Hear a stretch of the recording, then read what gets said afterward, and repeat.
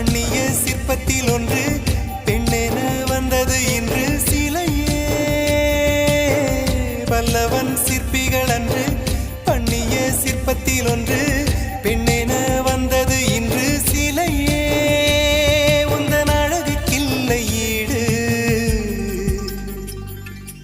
என்ன விலை அழகே, சொன்ன விலைக்கு வாங்க வருவேன், விலை உயிர் என்றாலும் தருவேன், இந்த அழகை கண்டு வியந்து போகிறேன்.